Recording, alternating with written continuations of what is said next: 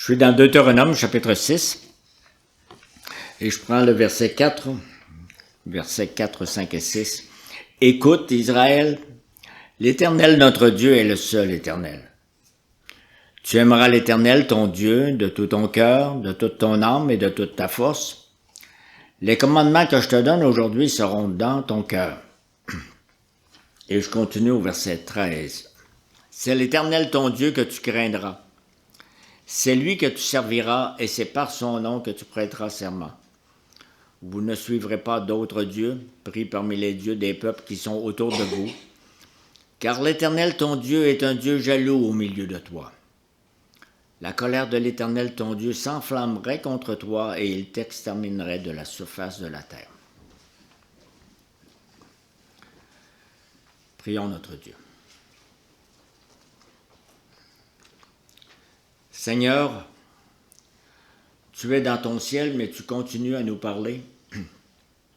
C'est ainsi que tu envoyais tes prophètes bien avant nous pour rappeler à ton peuple qui tu es et comment il devait répondre à ton existence, à ton appel.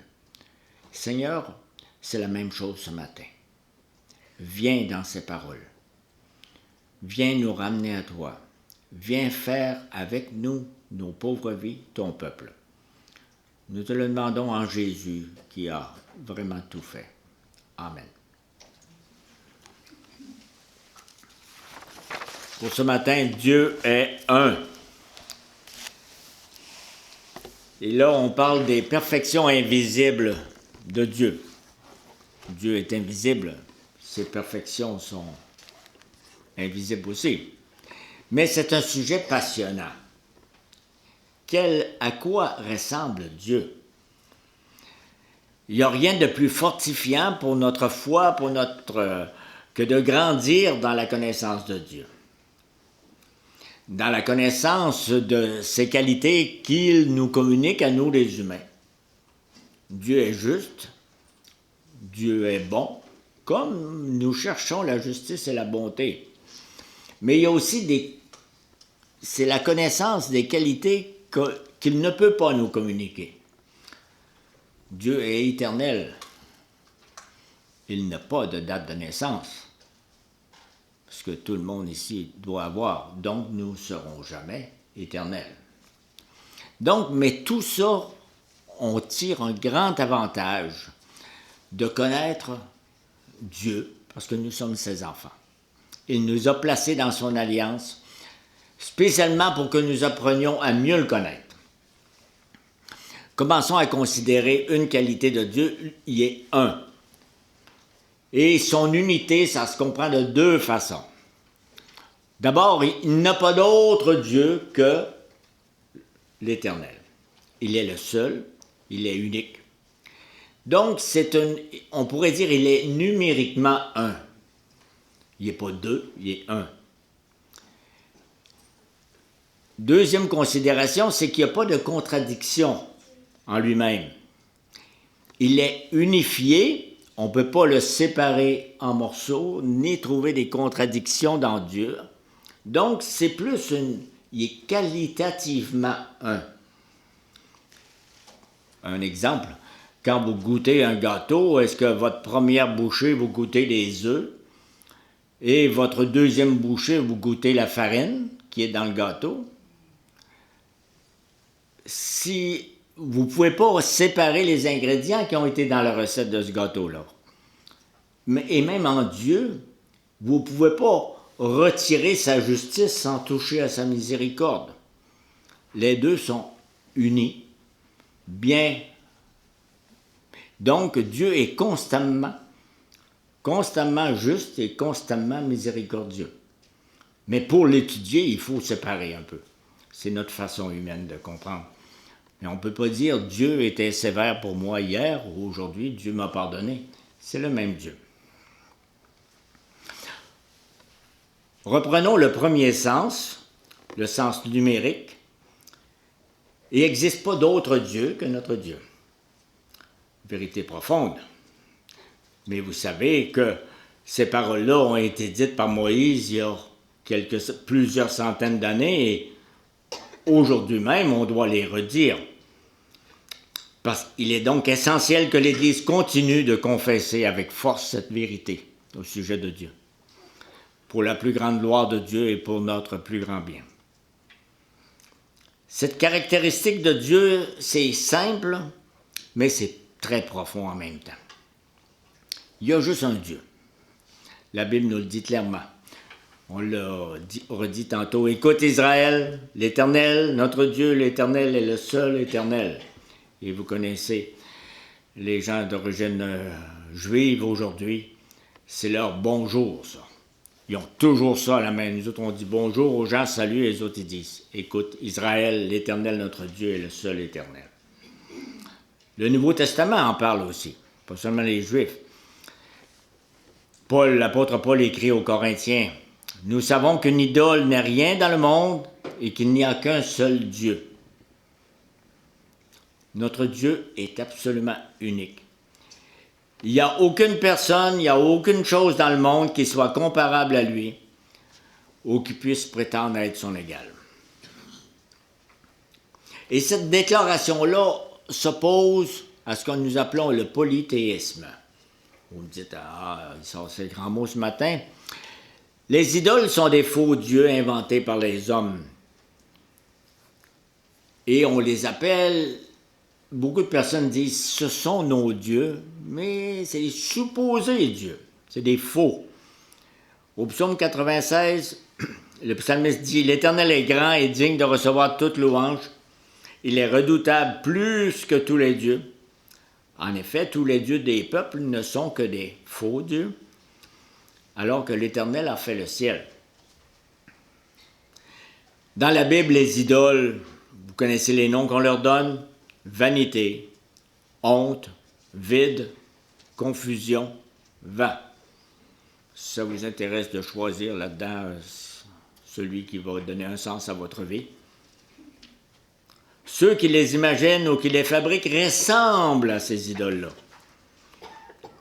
Vous vous rappelez de l'histoire un peu de Paul qui se promenait à Athènes, puis qui voyait toutes les statues, puis il était sur l'aéropage, et là-bas, il y avait une statue pour le dieu de l'amour, un autre pour le dieu de la météo, le dieu des médias, il y avait même, vous pouviez, comme touriste, ajouter des noms. Vous pouvez dire, tiens, moi, ça me tente d'avoir un Dieu qui s'appelle comme ça.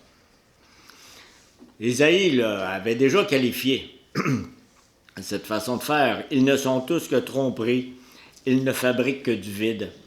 Leurs idoles ne sont que du vent. C'est le désert. Et Ésaïe continue dans un autre chapitre.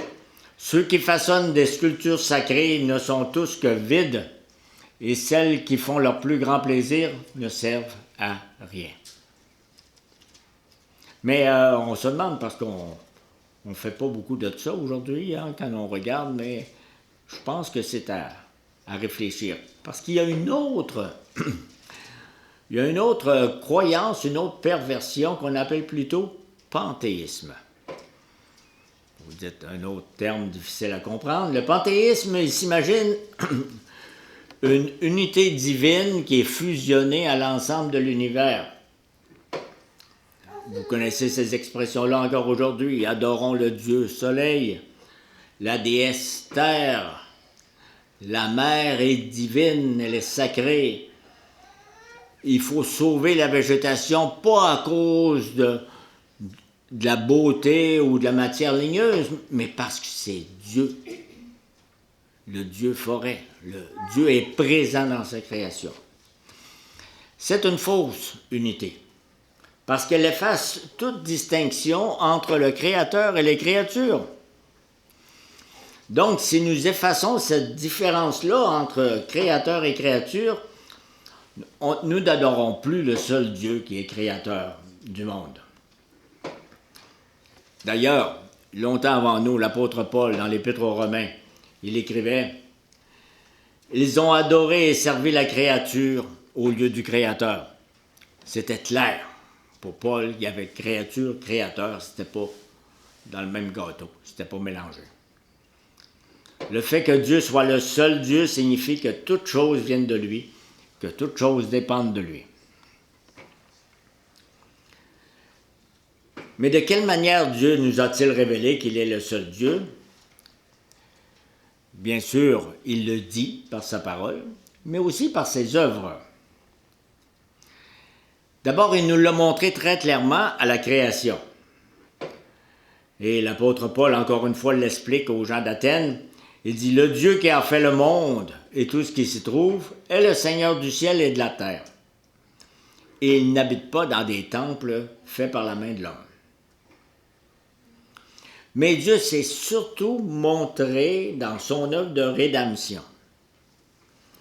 Et toi, tu as eu la possibilité de voir cela, dit Moïse dans Deutéronome 4, afin que tu reconnaisses que l'Éternel est Dieu et qu'il n'y en a pas d'autre que lui. Mais à ce moment-là, de quoi Moïse est en train de parler? Comment Israël a-t-il été éclairé à ce sujet? C'est par le fait que Dieu les a délivrés de l'esclavage en Égypte, avec force et puissance, comme on lit. L'unité de Dieu s'est manifestée concrètement dans des œuvres incomparables. Israël en a fait l'expérience de façon absolument extraordinaire. Le prophète Ésaïe dit, « Voici ce que dit l'Éternel, le roi d'Israël et celui qui le rachète, l'Éternel, le maître de l'univers. Je suis le premier et le dernier. En dehors de moi, il n'y a pas de Dieu. Qui est pareil à moi? Qu'il le proclame et me l'expose. »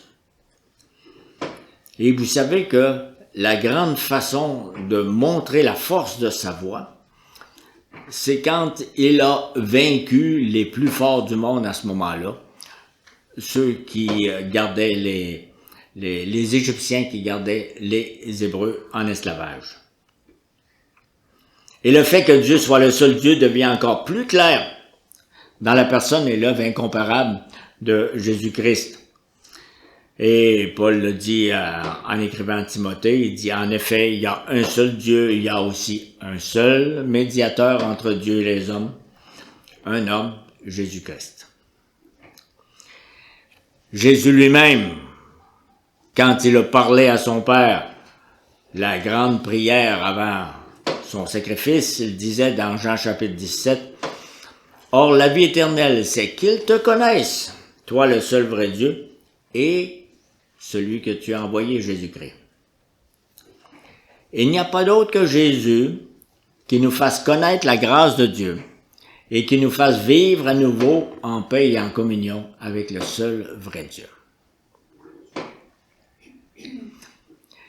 Mais, quelles sont les conséquences pratiques de tout ce qu'on vient de dire, de la doctrine de l'unité de Dieu? Les conséquences dans notre vie. En premier lieu, Dieu demande à son peuple d'être adoré et servi, et seulement lui, pas d'autre. Il le dit dans le livre d'Exode, quand on a toute la série des commandements donnés à Moïse. « Je suis l'Éternel ton Dieu qui t'ai fait sortir d'Égypte, de la maison d'esclavage. Tu n'auras pas d'autre Dieu devant moi. » Nos cœurs, comme nous le savons très bien, ils sont portés à l'idolâtrie. Mais Dieu ne veut partager sa gloire avec aucun autre. Les dieux de notre imagination, c'est des dieux minables et incapables. Assez pour que vous parlerez à quelqu'un ou pensez dans votre vie à des dieux sur lesquels vous avez dit « Ah, ça va faire mon avenir ». Et depuis ce temps-là, vous avez changé peut-être plusieurs fois. Le seul vrai Dieu, vous ne changerez pas. Mais Dieu ne veut partager sa gloire avec aucun autre. Les dieux de notre imagination sont des dieux minables, mais Dieu veut la gloire, l'honneur et l'adoration pour lui seul. Sinon, il va être jaloux, comme les parents qui viennent chercher leur enfant à l'école et qui n'ont plus d'enfants. Le Seigneur dit à la fin de Deutéronome, « Ils ont provoqué ma jalousie par ce qui n'est pas Dieu. Ils m'ont irrité par leurs idoles sans consistance. » Le Seigneur est celui qui tient l'univers dans sa main, par conséquent, Il veut notre cœur à 100%, un amour, une loyauté, une adoration entière. Il nous répète, écoute Israël, ce que nous avons dit tantôt, écoute Israël, l'Éternel notre Dieu est le seul Éternel. Tu aimeras l'Éternel ton Dieu de tout ton cœur, de toute ton âme, de toute ta force. Cette exigence est d'autant plus vraie qu'il nous a arrachés à grand prix par son Fils unique. J'ajouterai une deuxième conséquence bien pratique pour nos vies. C'est que le Dieu est le seul digne de toute notre confiance. Au psaume 18, nous lisons « Il est un bouclier pour tous ceux qui se confient en lui. » Qui est Dieu en dehors de l'Éternel? Et qui est un rocher, sinon notre Dieu? Vers qui aller quand nous sommes dans la détresse? Vers le seul qui soit notre refuge et notre bouclier. Je ne dois pas mettre ma confiance dans mon argent, dans mon intelligence, dans mes diplômes, dans ma force, dans mon compte en banque, dans un ami, mais en Dieu seul. Le prophète Jérémie, que nous avons cité souvent depuis ce matin, il nous le dit, « Éternel, tu es ma force, c'est mon abri, mon refuge lorsque je suis dans la détresse. » Les nations viendront vers toi depuis les extrémités de la terre et elles diront, « Nos ancêtres n'ont hérité que le mensonge, des idoles sans consistance qui ne servent à rien. » L'homme pourrait-il se faire des dieux? Ce ne sont pas des dieux. Voilà pourquoi je vais leur faire connaître cette fois-ci, je vais leur faire connaître ma puissance et ma force. Ils sauront que mon nom, c'est l'Éternel. Il n'y en a pas d'autre qui peut sauver comme lui. Il est donc notre seul véritable abri, comme nous aimons si bien le chanter. Une troisième conséquence, c'est que nous pouvons être assurés de la victoire finale de Dieu. Et ça, on est souvent confronté à cela dans les opinions, les idées d'aujourd'hui. Parce que pour tenter d'expliquer les problèmes de notre monde, il y en a plusieurs qui croient qu'il existerait deux principes éternels qui sont en lutte l'un contre l'autre. Il y a des grandes épopées de science-fiction, que je nommerai pas, mais que vous vous rappelez, il y a des grandes épopées qui ont popularisé cette idée qui nous vient de l'Orient. Les adversaires en présence seraient pratiquement de la même force, donc on ne connaît pas la fin du combat. Et même, c'est plus ou moins utile. Parce qu'on a devant nous là, les forces du bien, puis les forces du mal qui se battent. C'est pas la Bible qui dit ça. Parce que dans la Bible, il n'y a qu'un seul Dieu, tout-puissant et invincible. Et devant lui, les idoles païennes sont complètement impuissantes. Satan est un adversaire puissant, très puissant, mais il est juste une créature. Et il sera vaincu complètement par Jésus-Christ. Les projets de Dieu vont réussir. C'est pour ça que nous avons lu tantôt dans Ésaïe. C'est moi qui suis Dieu, il n'y en a pas d'autre. Je suis Dieu et personne n'est comparable à moi. Je dis, mon projet se réalisera et je mettrai en œuvre tout ce que je désire. Vous voyez que Dieu se présente pas avec une petite voix comme celle que j'ai ce matin, là, mais il se présente vraiment comme un commandant, un président, quelqu'un qui gouverne quelque chose. Une quatrième conséquence pratique, c'est que nous devrions chercher l'unité dans la foi. Il y a un Dieu. L'apôtre Paul dit dans son épître aux Éphésiens, « Supportez-vous les uns les autres avec amour, en vous efforçant de conserver l'unité de l'esprit par le lien de la paix. » Il y a un seul corps et un seul esprit, comme aussi vous avez été appelés à une seule espérance, celle de votre vocation. Il y a un seul Seigneur, une seule foi, un seul baptême, un seul Dieu et maître de tous. En conséquence, nous devrions nous efforcer de garder l'unité entre nous dans l'Église et rechercher l'unité avec les autres chrétiens. Je parle d'une unité véritable dans l'amour et la vérité, dans l'humilité et dans la paix. Les divisions entre nous, c'est pas la gloire de Dieu. Parce que combien de gangs il devrait avoir devant Dieu? Combien de peuples? Il y a un seul Dieu, un seul Sauveur, un seul Esprit, une seule foi, une seule espérance. Dieu veut que tous le sachent et tous le sauront. Tous vont connaître notre Dieu. Donc, on est mieux de se préparer.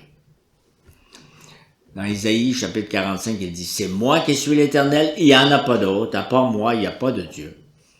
C'est afin que l'on sache, à l'est comme à l'ouest, qu'en dehors de moi, il n'y a que néant. C'est moi qui suis l'Éternel. Il n'y en a pas d'autre. »